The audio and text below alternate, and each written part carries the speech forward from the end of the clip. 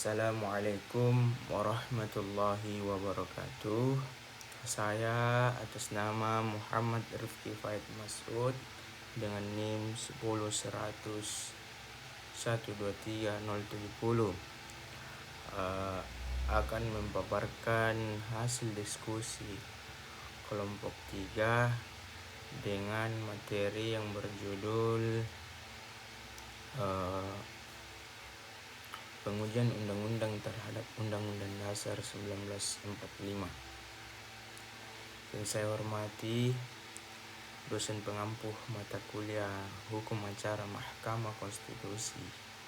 Baik, langsung saja.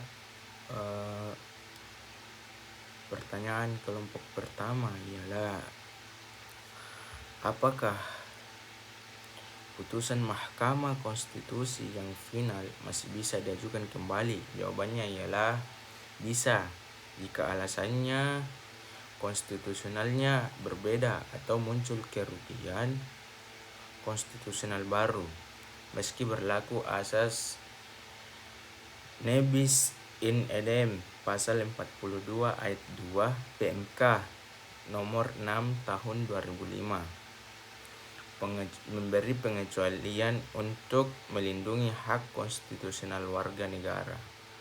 Kelompok 2, apakah pembatalan undang-undang oleh Mahkamah Konstitusi berarti DPR dan Presiden melanggar konstitusi?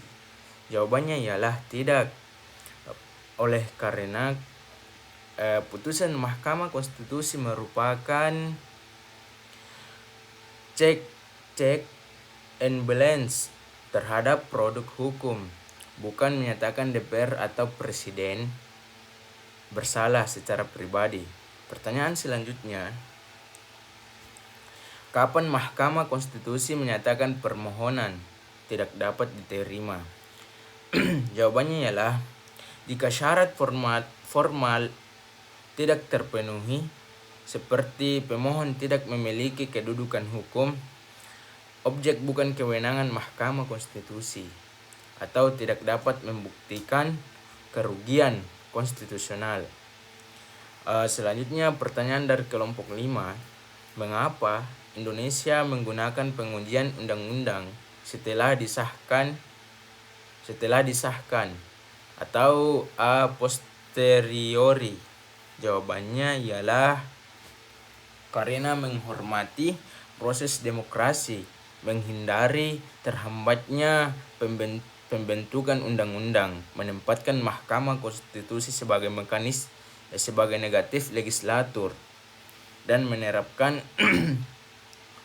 asas praduga konstitusional. Adapun sanggahan dari kelompok 5, bagaimana jika tidak ada yang mengajukan uji materi terhadap undang-undang yang bertentangan dengan Undang-Undang Dasar 1945?